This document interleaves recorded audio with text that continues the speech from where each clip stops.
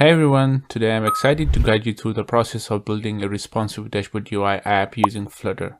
We will be creating a fully responsive user interface that adapts to various screen sizes, providing an optimal user experience. Whether you are a beginner or an experienced Flutter developer, this tutorial is designed to help you create a sleek and modern dashboard UI. So let's dive right in. To set up your project and manage assets. First of all, we will remove the default code that is generated by Flutter. After that, inside the Material app, we will replace the title with the Dashboard UI text. We will also set the Debug Show Check Mode banner to false. After that, within the theme data, we will set the scaffold to a darker color. But this isn't a good practice to use hard-coded values for your app themes. Therefore, to write clean and efficient code, we will create a constant folder within the lib directory, and here we will create constant.dart file. Here inside we will define different colors that we will use throughout our application. Apart from the colors, we will also define a default padding that will stay consistent throughout the application. Now coming back to our main file, here we will replace the color with the background color that we defined earlier in the constant file. And for the brightness, we will set it to brightness.dark because we want our dashboard to be in a dark theme. Now for the home property of the Material app, we will pass here the main screen, which we will create separately. Therefore, we will create the screens folder within the lib directory, and inside we will create main screen.dart file. Here we will create a class main screen, which is a stateless widget, and it returns an empty scaffold for now. With this, we don't have the red errors now, and we have created the basic structure of our dashboard UI. But still, there is assets management. Therefore, we will create an assets folder within the root directory, and inside we will create two folders, one for the icons and other for the images. Inside the images folder, we will add the avatar that we will use later as our profile picture, and within the icons, we will add all our icons that we will use later within the dashboard UI. Well, that's pretty much it for the assets management, but don't forget to add your assets folder within the pub/YAML file, otherwise it will not work. Now let's run our app to see how it looks like. For the emulator, we will use our browser so that everything is clear. Right now it's completely black because we are not adding anything, but the good news is that we don't have any errors. That means we are good to go to adding the essential dependencies. Therefore, we will go to our pub/YAML file. Inside our dashboard, we will have a different graphs and flowcharts. To achieve this, we will make use of the flchart package. Therefore, under the dependencies, we will add our package. Apart from this, we will also need the Flutter SVG package because we will be using some icons in SVG form. Therefore, we will add it within our pub/YAML file. Well, that's it for the dependencies. Now let's go to the interesting step, which is designing the dashboard UI. First of all, let's plan our dashboard UI. We will start with the desktop mode, and later on we will adjust our dashboard UI to the different screen sizes. Let's get started. Basically, we will divide our main screen into three parts. On the left hand side, we will have the navigation menu where we will have different options to select. As this is the fitness dashboard UI where you will see the progress of your fitness. Therefore, in the middle, we will have a search bar, also a detailed information about the calories burned, steps, distance traveled, and also the sleep tracking. Along with that, we will have a line chart representing the steps overview, and lastly, we will have more bar graphs that will represent your progress. After that, on the right hand side, we will have a pie chart which will represent the summary, and along with that, we will have a scheduled task that needs to be done. Well, this is the plan to code. Therefore, let's go to the main screen. Here inside the scaffold, first of all, we will pass a safe area widget to the body of the scaffold, and inside we will pass a row widget because we want to divide our main screen horizontally. For this, we will make use of the expanded widgets because expanded widgets are really helpful when it comes to building a responsive apps. For the first expanded widget, we will give it a flex equals to 2 because we want the navigation menu to occupy only 20% of the available screen size. And for the child, we will pass a container widget with a color to see the basic layout. After that, for the middle expanded widget, we will have the details and information of the fitness progress. We will give it a flex of a 7 because we want it to take 70% of the available space on the screen size. Same like other, we will pass a container widget as a child of the expanded widget with a color blue to see its result. Lastly, for the other expanded widget, we will give it a flex equals to 3 because we want it to take 30% of the space available on the screen. And for the child, we will give it a container widget with a color green. After hard reloading here, you can see that we have successfully splitted our main screen into three parts, which are responsive to the size of the screen. Well, with this, now we have the basic layout. First of all, let's get started with the side menu. We want our code to be clean and efficient. Therefore, we will create the widgets folder within the lib directory. And here we will create a side menu widget.dart file. Inside, we will create a stateful widget, which will return a container widget for now. Now returning to our main screen, Here inside the expanded widget, instead of the container widget, we will pass a sized box widget, and for the child we will pass a side menu widget. It's all done. After hard reloading here, you can see that we have our side menu appear. But we want to show some data inside our side menu, text along with the icons. Therefore, we need to create a model class for our side menu data. For that, we will create a model folder inside the lib directory, and here we will create a menu model.dart file. Inside the side menu, we will have a text along with the icon. Therefore, we will create a class, a menu model, and inside we will add both properties, icon and a text, and then we will mark it required within the constructor. Now we have our model ready. It's time to add the data. Therefore, we will create the data folder inside the lib directory, and here we will create side menu data.dart file. Here we will create a class side menu data, and inside we will create a list menu of type menu model that we just created earlier. And here we will call menu model and pass relative data to the required parameters. We will repeat the same process to add other data as well. That's it. We have the side menu data ready. Now it's time to visualize it in our dashboard UI. For that, we will go to the side menu widget. Within the build method, first of all, we will create an instance of the side menu data because we will be using that here. After that, within the container widget, we will pass a list view builder as a child of the container widget. For the item count, we will make use of the data.menu to access the list from the data class, and then .length to access the length of the list. For the item builder, we will pass a widget build menu entry, which we will create down here, and it will take data and index as arguments. Therefore, we will pass the required arguments. Now coming to the build menu entry widget, it will mainly return a row widget, and inside a row widget, first of all, we will access the icons using the icon widget, and inside we will use data.menu to access the list, and then we will make use of the index, and lastly .icon to access the icons. We will also give it a color. After each icon, we also want to have a text. Therefore, we will make use of the text widget, and inside we will access the title of each menu item using the index. Here we will also give it a custom text style. After hard loading here, you can see that we have the data loaded within our side menu widget, but as you can see that the icons and the text are very close to each other. Therefore, we will wrap the icon with a padding widget, and we will give it some padding. And now here you can see that it's perfect. To make it a little bit down from the top, we will add padding to our container widget, and now as you can see we have our data. But when we click on it, we are unable to select any item from the side menu, and we want it to be selectable and more interactive. Therefore, coming back to the side menu widget, first of all on the top we will create a variable of type integer named selected index, and initially we will set it to 0. After that, here within the build menu entry widget, we will create a boolean is selected, and we will check if the selected index is same like the index. Then we will set the is selected boolean to true.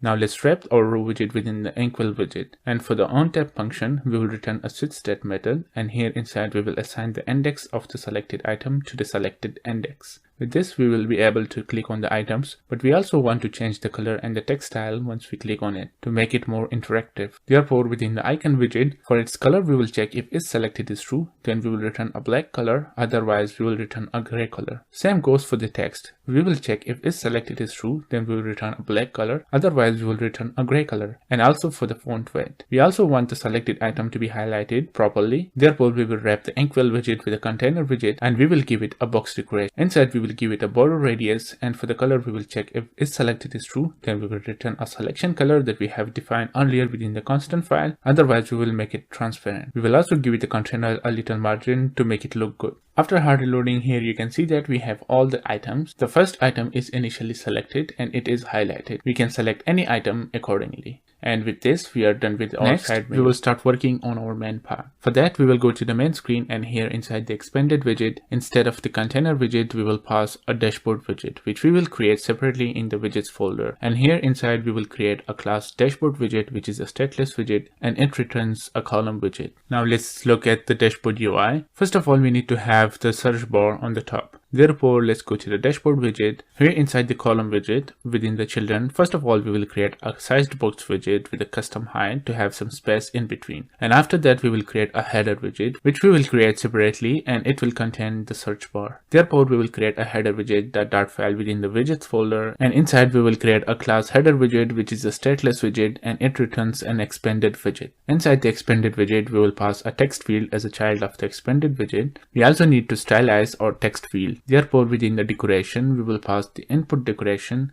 and inside we will set the field property to true. After that, for the fill color, we will set it to car background color, which we have already defined within the constant file. Same for the enable border, focused border. For the content padding, we will set it to agentext.symmetric and then vertically to 5. Hint text will be search, and for the prefix icon, we will pass the search icon with a custom style. And after hard reloading, here you can see that we have our search bar on the top as we expected. Now let's look again at the dashboard UI. So after the search bar, we have the activity cards, which showcases different data accordingly. Now let's see how we can achieve this. Therefore, coming back to the dashboard widget, and here inside the column widget, after the header widget, we will add another sized box with a custom height to have some space in between. After that, we will card activity details card, which we will create separately. Therefore, we will create activity details card.tar file within the widgets folder, and inside we will create a class activity details card, which is a stateless widget, and it returns a container for now. Here we will showcase health related data of the user. Therefore, we also need the data to be added within our application. But first we will create a model class for that. Therefore, within the models folder, we will create health model.dart file, and here inside we will create a class health model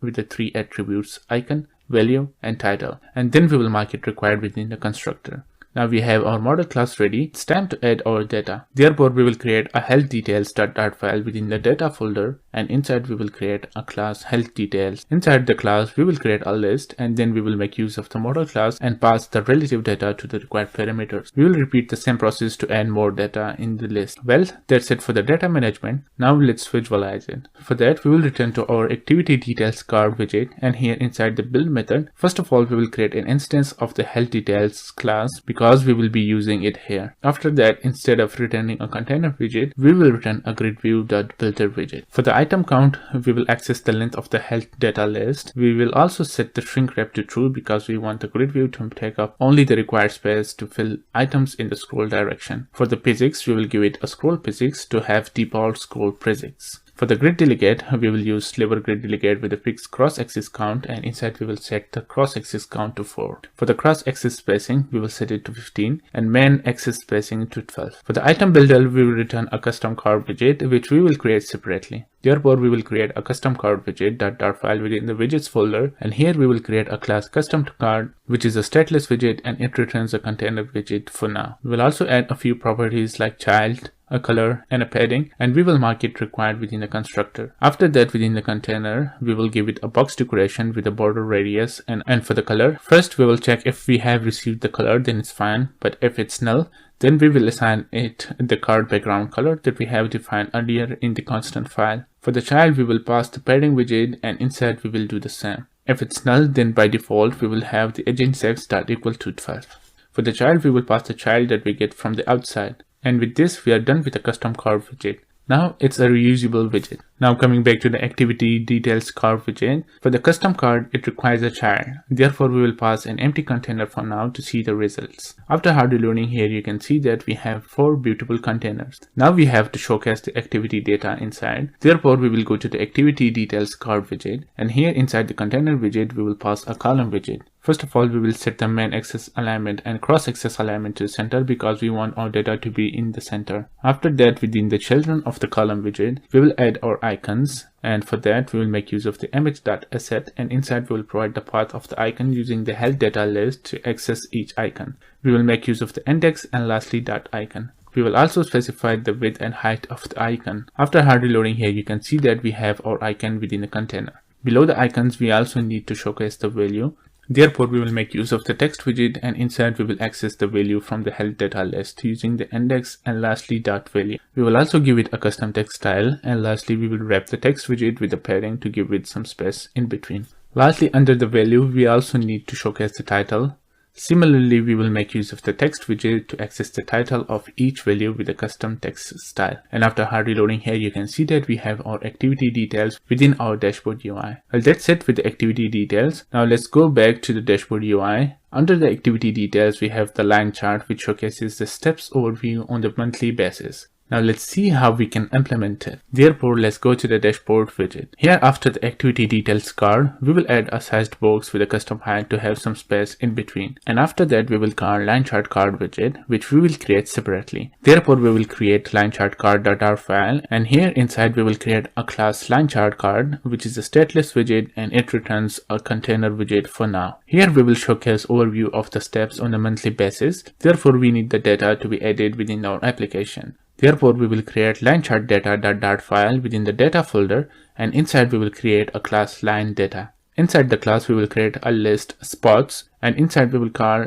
fl spots, which take two values x and y. Therefore, we will pass some random values. We will also add some more random values within the list. We will also create another list left title, and inside we will add some key value pairs that will go on the left of the line chart. Same for the bottom, we will create another list bottom title, and inside we will add more key value pairs that will go on the bottom of the line chart. Well, that's it for the data management. Now let's visualize it. For that, we will return to our line chart card file, and here inside the build method, first of all, we will create an instance of the class line data because we will be using it here. After that, instead of returning a container widget, we will return a custom card widget, and for the child, we will pass a column widget. Now inside the column widget, first of all, we will set the cross-axis alignment to cross-axis alignment.start, and inside the children, we will add a text widget. For the text, we will use the steps overview, and for the style, we will give it a custom text style. After that, we will add a sized box widget with a custom height to give it some space in between. Now here we want to show the line chart. Therefore, we will make use of the aspect ratio widget because we want to give it specific width to height ratio to our line chart. For the chart, we will pass line chart widget, which comes from the FL chart package. And inside the line chart widget, first we will specify the line chart data. And inside we will set the handle build in touches to true because we want it to be interactive. After that, for the grid data, we will use FL grid data, and inside we will set the show flag to false because we don't want any grids. Then for the titles data, we will pass FL titles data. Basically, we have four types of titles for the line chart. There is top titles, bottom titles, right titles, and left titles. Here in our case, we only want the left titles and the bottom titles only. Therefore, we will set the top titles and right titles show flag to false because we don't want to show it within our chart. For the bottom titles, we will use the access titles, and inside we will make use of the side titles property. Here we will set the show titles to true, and for the get titles widget, we will return data from the list that we have created earlier, which is bottom titles. We will check if it's not equal to null, then we will use the side title widget, and inside we will set the access side to meta.access side. And after that, we will access the text within the text widget. We will also give it a custom text style, and if it's null, then we will return a sized box widget. We will also do the same for the left title as well, but this time we will make use of the left titles list that we have created earlier. And with this, we have our titles good. For the border data, we will set it to false. After that, we have to deal with the data. For that, we will use the line bar data, which takes a list, and inside the list, we will pass the line chart bar data. First of all, for the color of the line, we will set it to the selection color that we have defined earlier in the constant file. For the bar width, we will set it to 2.5, which is the width of the line. We also want the line to cast a shadow type color, which really looks interesting. Therefore, we will make use of the below bar data, which takes a bar area data, and inside we will give it a linear gradient for the begin, end, and two colors. We will also set the show flag to true, otherwise it will not show up. We don't want any dots appearing on the line, therefore we will set the show flags of the dot data to false. Lastly, for the spots, we will pass the data from the spots list. Now coming out of the line bar chart list, we will specify the min x, max x, min y, and max y to specific values. After hard reloading here, you can see that we have our line chart ready, and we can see the values that we have defined by hovering over the line. Now returning to the dashboard UI, under the steps overview chart, we have these three bar charts representing different things. Now let's go to the implementation to see how we can achieve these bar charts. Therefore, let's go to the dashboard widget. Here, after the line chart card, we will add a sized box of custom height to have some space in between. And after that, we will call bar graph card widget, which we will create separately. Therefore, we will create bar graph widget.dart file, and here we will create a class bar graph card, which is a stateless widget, and it returns a container widget for now. Here, basically, we will showcase the activity level, nutrition level, and hydration level data of the user. Therefore, we need the data to be added within our application, but first we need to create a model class for that. Therefore, within the models folder, we will create a graph model.dart file, and here we will create a class graph model, which will take two attributes x and y, which we will mark it required within the constructor. After this, we will create another model class bargraph model.dart file within the models folder, and here inside we will create a class bargraph model, which will have three attributes: a label, color, and a list of graph model that we created earlier. Now we have the model classes ready, it's time to add our data. Therefore, we will create bargraph data.dart file within the data folder, and inside we will create a class bargraph data. Inside the class, we will create a list data, and then we will make use of the model class bar graph model and pass the relative data to the required parameters. The first one is for the activity level, and for the list, we will make use of the graph model, which will take 2 values. Therefore, we will give it random values. Same goes for the nutrition bar graph and hydration level bar graph. Lastly, we will add another list labels, which will go for each bar chart. Well, that's it for the data management. Now let's visualize it. For that, we will return to our bar graph widget, and here inside the build method, first of all, we will create an instance of the class bar graph data because we will be using it here. After that, instead of returning a container, we will make use of the grid view builder, and for the item count, we will use the length of the bar graph data. We will also set the shrink wrap to true. For the physics, we will set it to the scroll physics. For the grid delegate, we will pass lever grid delegate with fixed cross-axis count, and inside we will set the cross-axis count to 3. For the cross-axis spacing, we will set it to 15. Same for the main axis spacing. And for the child, we will use the aspect ratio. We will set the width to height ratio equals to 5/4. For the item builder, we will pass a custom card widget that we have earlier created. For the padding, we will set it 5 for all the sides, and for the children, we will pass a column widget.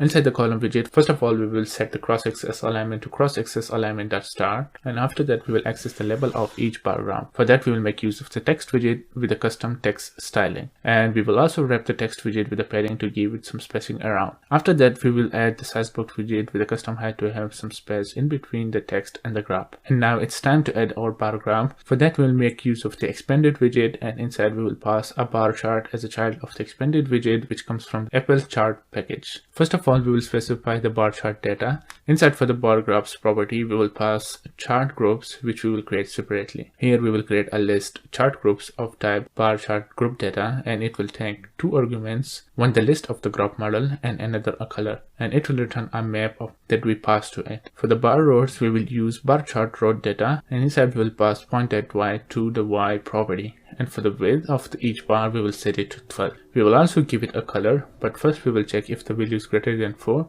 Then we will set the opacity of the color to 1. Otherwise, we will set the opacity to 0.4, which will be less visible. After that, we will also give it a border radius, and lastly, we will convert the map into a list. Now returning to the bar chart data, here inside the chart groups list, we will pass the points and the color to the required parameters. After that, we will give it a border using the border data property. We will set the show flag of the Apple grid data to false because we don't want any grid within the charts.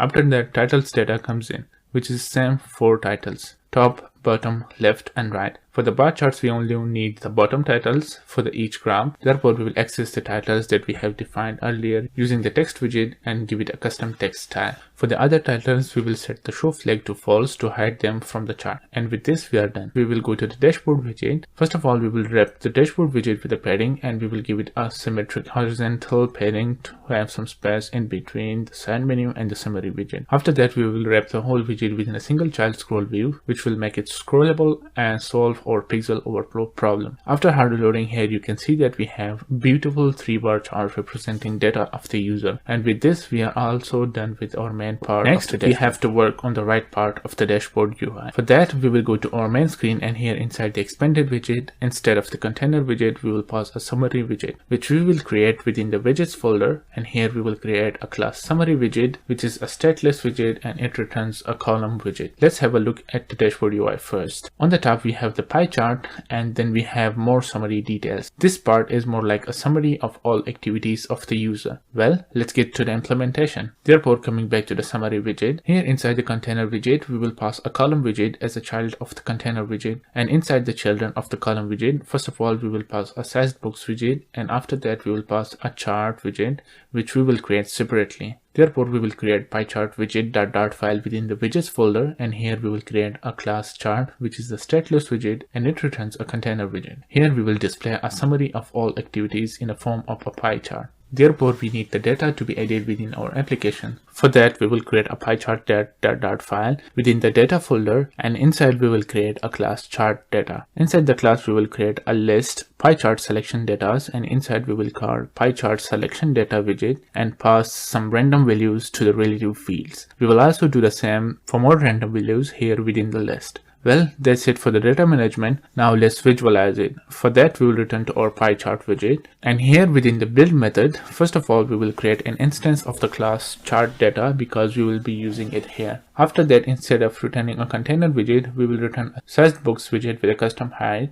and for the child we will pass a stack widget. For the children of the stack, first we will pass a pie chart widget which comes from the FL chart package, and inside the pie chart widget we need to pass the data. For that we will make use of the pie chart data widget, and inside we will set the section space equal to 0. For the central space we will set it to 70. For the start degree offset we will set it to -90. And for the sections, we will access the data that we have already defined using pie chart data.pie chart selection data. And with this, we have our pie chart ready. After hard loading here, you can see that we have our pie chart ready, but we don't have the person within the middle of the pie chart. To fix this, we will return to our pie chart widget, and here inside the stack widget, we will make use of the position.build, and for the child, we will pass a column widget. Inside the column widget, we will pass two text widgets, one representing the person of the pie chart with a custom text style, and other text widget will access the total person, which is 100%. And with this, after hard loading, here you can see that we have our person text inside our pie chart. And with this, we are almost done with our pie chart. Now let's have a look at the dashboard UI. Under the pie chart, we have a text, and then we have the summary details. So let's add this to our dashboard UI.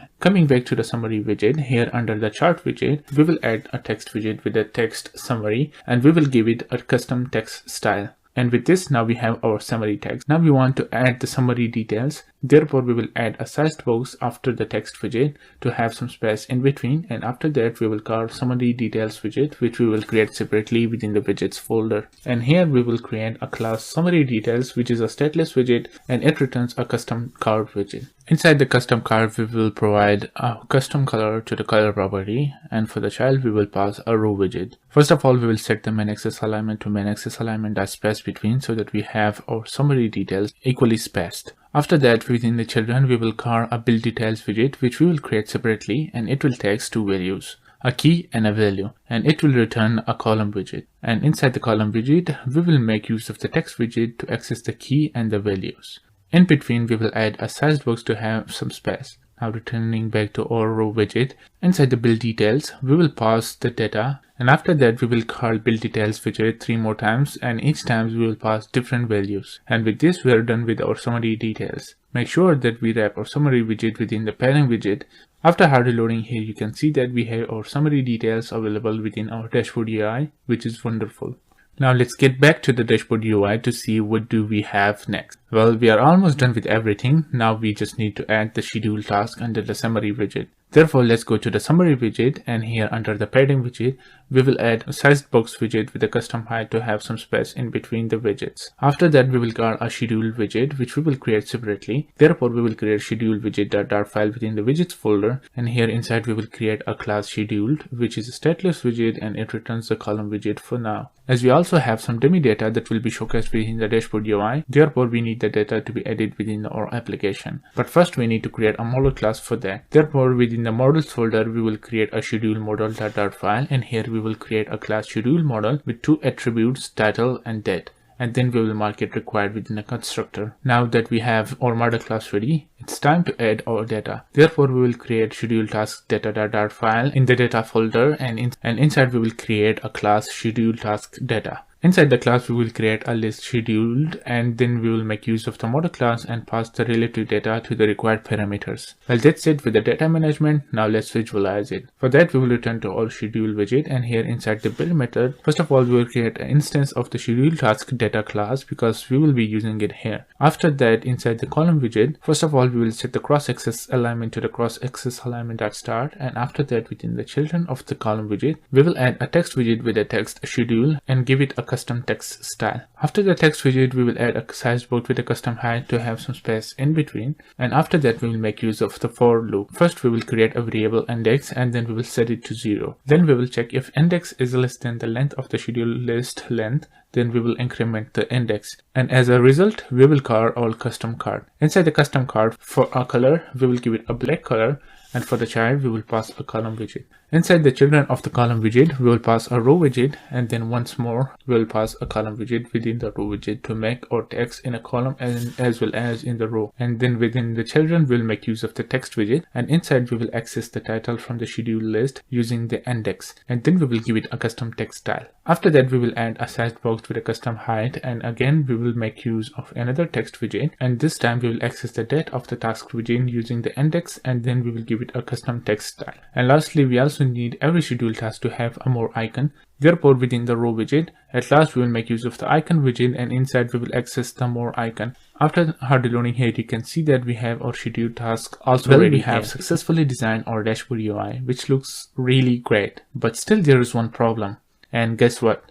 Responsiveness. Building dashboards is easy, but then making it optimal and responsive so that it can be used on a variety of devices is more technical. As we have our desktop version ready, now we will make it responsive so that we can use it on a tablet and a phone as well. Therefore, we will create a folder util, and inside we will create a responsive.dart file. Here we will create a class responsive, which we will use throughout our application to make it responsive. Mainly we will focus on 3 layouts: desktop, tablet, and mobile. And each layout will have its own breakpoint that we will define within the responsive class. We already have our desktop version ready. Now we will focus on a tablet and a mobile layout. Therefore, we will create a boolean as mobile, which will take context, and then we will access the device screen width using the media query.offContext.size.width, and then we will compare it with 850. If the screen width is less than 850, it means the device is a mobile, and then therefore isMobile boolean will be set to true. Same for the tablet. We will create a boolean as tablet, which will take context, and then we will access the screen size using the media query.offContext.size.width. But this time we will have 2 conditions. If the screen width is less than 1100 pixels and the screen width is greater than 850 pixels, then it means the device is a tablet. Thus, isTablet boolean will be set to true. Same goes for the desktop mode. Therefore, we will create a boolean isDesktop, which will take a context, and then we will access the device screen size using the media query.offContext.size.width, and then we will compare it with 1100. If the screen width is greater than or equal to 1100, it means that the device is a desktop. Therefore, isDesktop boolean will be set to true. Well, we have set up everything. Now it's time to utilize it. First of all, we will go for the tablet layout. Let's have a look what we want exactly with the tablet layout. We want to hide the side menu and the summary widget from the right so that we have enough space for the middle part. The side menu can be accessed from the drawer, whereas the summary widget will replace it to the bottom of the main part, and we can still see the summary widget once we scroll all the way down. Now we know what needs to do. Therefore, let's go to the main screen. Here, first of all, we will create a boolean isDesktop, and we will call isDesktop method using the responsive.isDesktop, and inside we will give it a context. Basically, it will return true if the screen size is greater than or equal to 1100 as we defined earlier. Now coming to the body of the scaffold, for the side menu, we will check if isDesktop is true, means that we are running our app on a desktop mode, then we will have the side menu. Otherwise, we don't want it to be appear on a tablet or a mobile mode. Now let's try it out. After hard reloading here, you can see that when we shrink our app, the width of the screen becomes smaller. The side menu is disappeared. Now we will do the same with the summary widget. We will check if the isDesktop is true, means that we are running our app on a desktop mode. Then we will have our summary widget because we have enough space. Otherwise, we don't want it to be appear on a tablet and a mobile mode. Now let's try it out again. After hard reloading here, you can see that when we shrink our app, the summary widget is also disappearing, which is great. But still we want to access the details within the tablet mode. Therefore, to access the side menu, we will make use of the drawer property of the scaffold. And here we will check if it's not a desktop, which means it's a tablet or phone. Then we will pass a side box with a custom width, and inside we will pass the side menu widget as a child of the sized box widget. If it's false, that means the device is desktop, then we will return null. Now we have added our side menu to the drawer. It's time to add the menu icon to the header so that we can open the drawer. Therefore, we will go to the header widget, and here first of all we will wrap the text feed with the expanded widget, and then we will put it inside the row widget. We want our menu icon to be in the beginning of the row widget, but first we will check if the current device is not a desktop, means it's a phone or a tablet. Then we will add an icon widget, and inside we will access the icon.menu. We will also give it a color and a custom size as well. We will also wrap the icon widget with a padding widget. After hard reloading here, you can see that we have our menu icon appear, but we cannot click on it. To fix this, we will get back to our icon widget and we will wrap it within the inkwell widget. We want to open the drawer when we click on this icon. Therefore, within the onTap function, we will use scaffold.offContext.openDrawer method to open our drawer.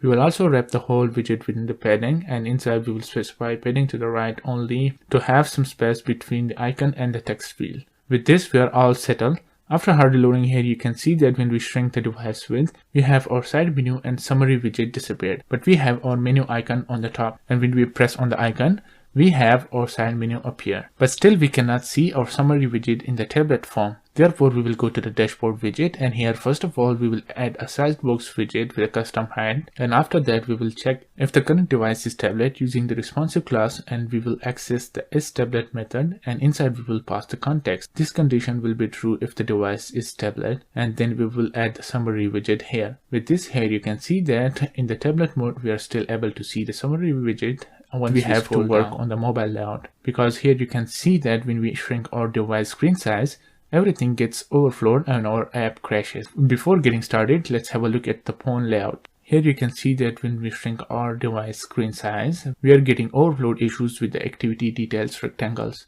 and the information is also not so visible. Therefore, first of all, we will fix this. For this, we will go to the activity details card, and here inside the grid view builder, for the cross access count, we will check if the current device is phone using responsive dot is mobile, and inside we will pass context. If it's true, then we will set the cross access count to 2, otherwise we will keep it 4.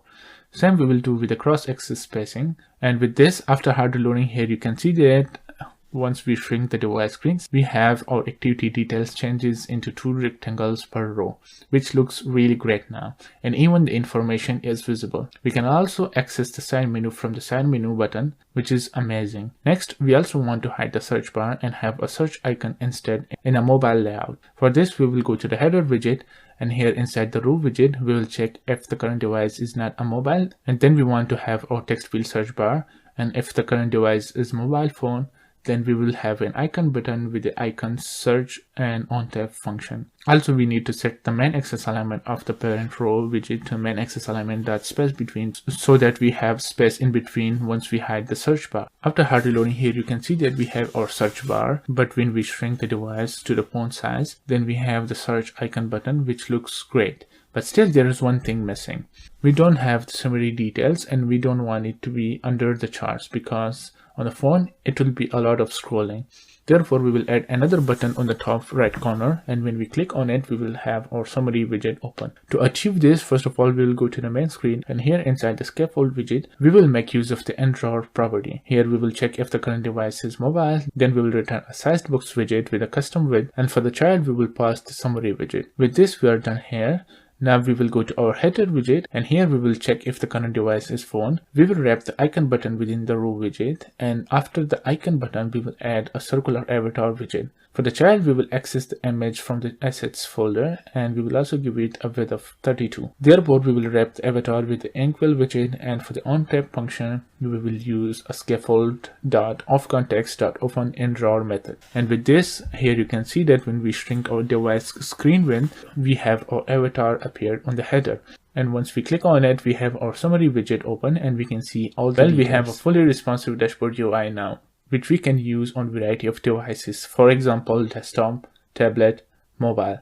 Let me remind you, there is much more that we can do to improve the responsiveness of our dashboard UI, but I hope you guys have found this tutorial helpful. You can also check out the source code of this dashboard UI to understand the concept and play around with it.